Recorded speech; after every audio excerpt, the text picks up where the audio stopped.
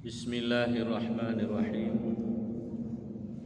Assalamualaikum warahmatullahi wabarakatuh. Waalaikumsalam.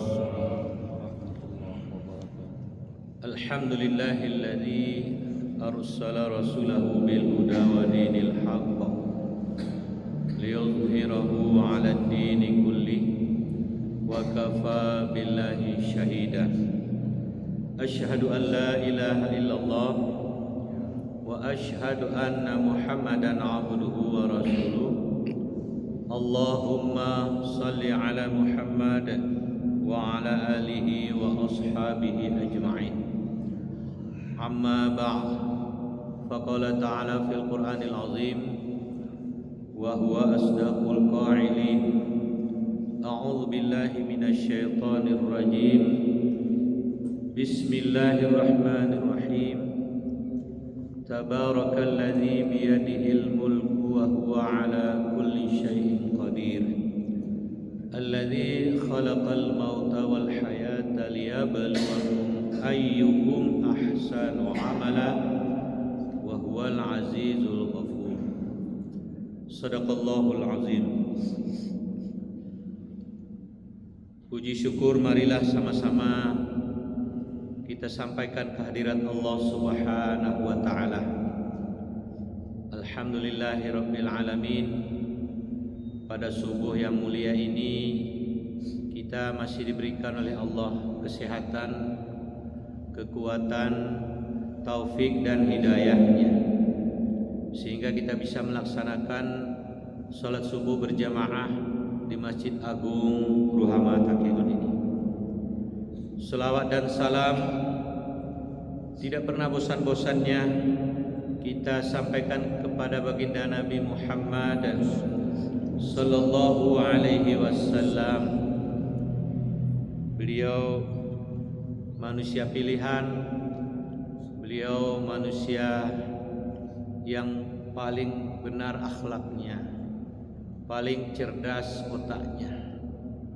Beliau telah berupaya, telah berjuang, telah berjihad untuk menegakkan kalimat la ilaha illallah di atas permukaan bumi ini.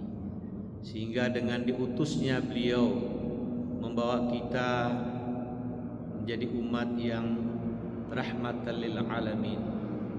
Jadi umat yang akan selamat baik di dunia maupun di akhirat.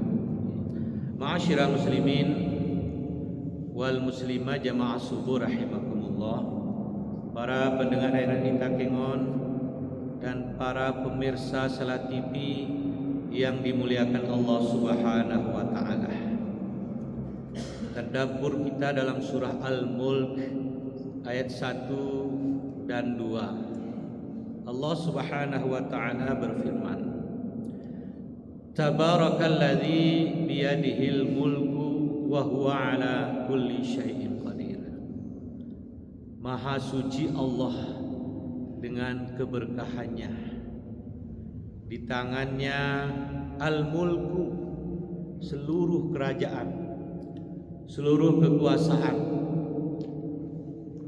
Wa huwal tabarakalladzi biyadihil mulku wa huwa ala kulli syai'in qadir. Dan dialah Allah Subhanahu wa taala yang maha berkuasa atas seluruhnya, atas segala sesuatu. Ma'asyiral muslimin jamaah subuh rahimakumullah. Surah ini disebut juga dengan surah Tabarak atau surah Al-Mulku. Ada beberapa namanya. Yang dikenal dengan surah Tabarak atau surah Al-Mulk.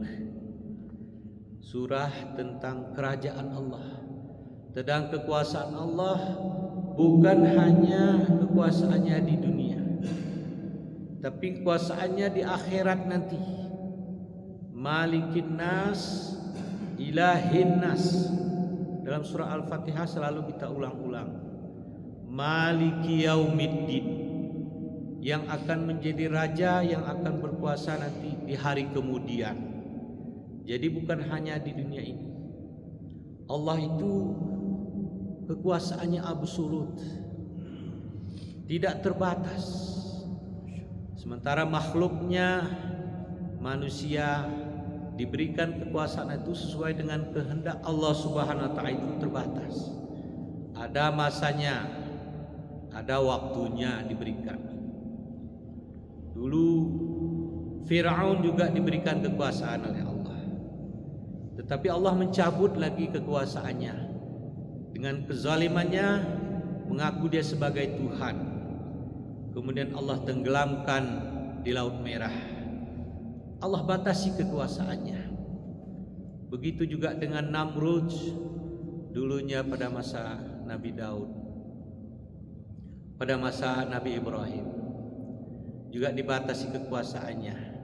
Walaupun dia menguasai sebahagian dunia ini pada masa itu, tetapi Allah batasi kekuasaannya hanya dengan memasukkan lalat ke dalam rongga kepalanya, otaknya.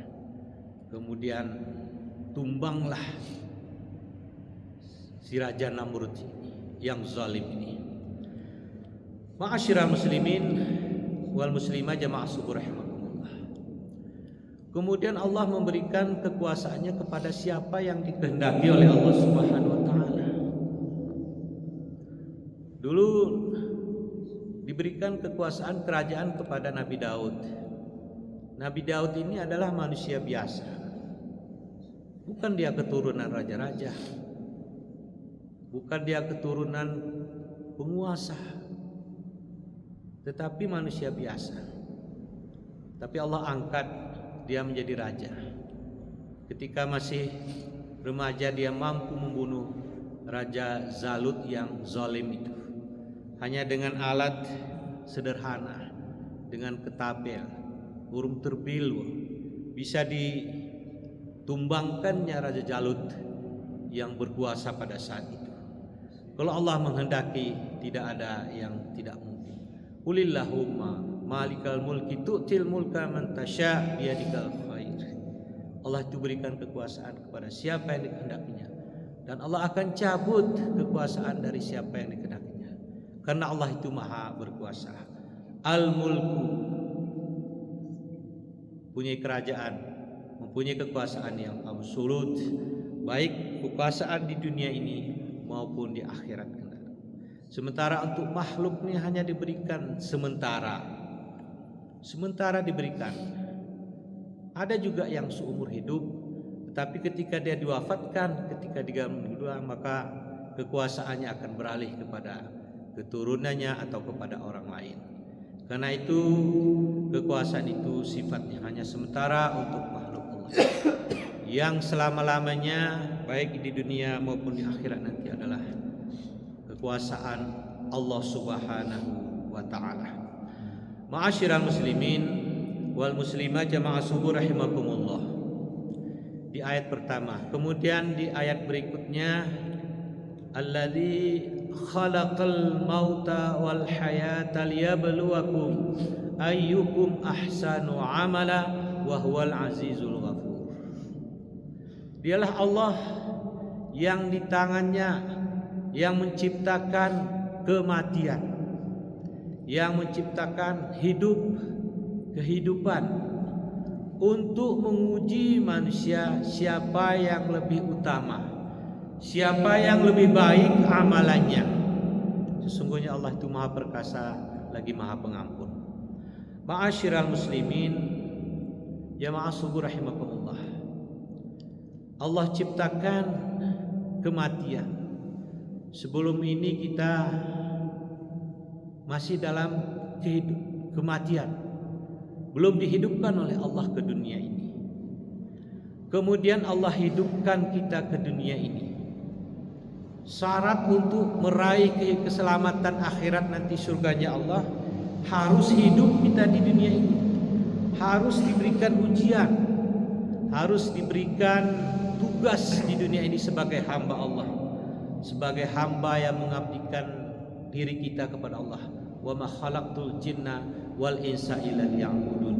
Dijadikan kita jin dan manusia ini adalah untuk beribadah, untuk menghambakan diri, untuk menyembah kepada Allah. kita dijadikan di dunia ini, kita dihidupkan. Kemudian di ayat yang kami bacakan tadi, siapakah yang terbaik amalannya? Ahsanu amalan.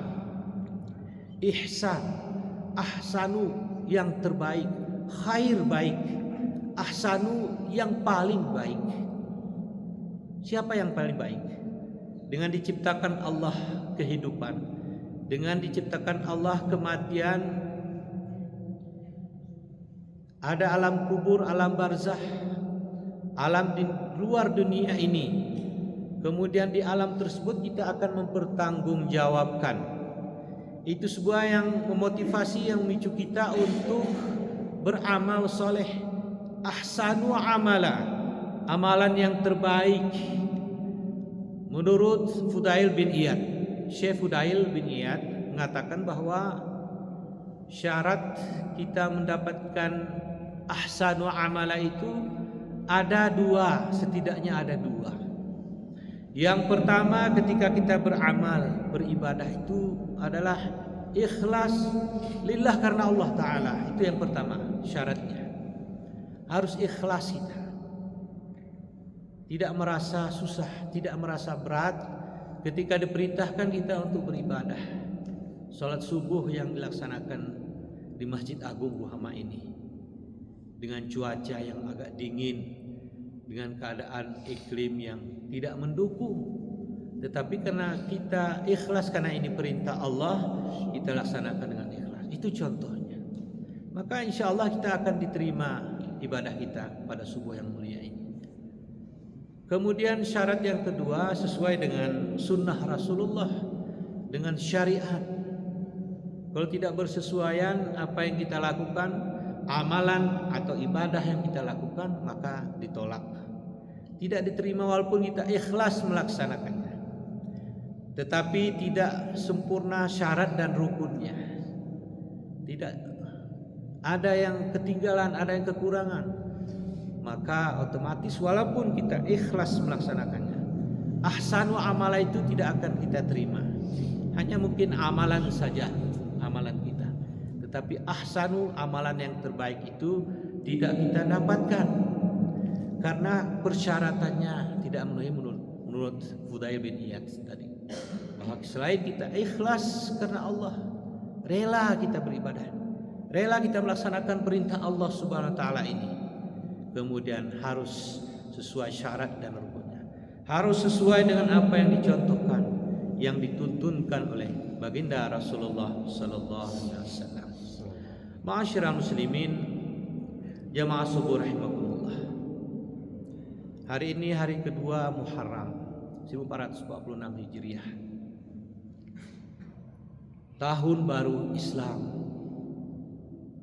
Ma'asyiral muslimin, jamaah subuh rahimakumullah. Tahun baru Islam ini identik dengan tahun hijrah.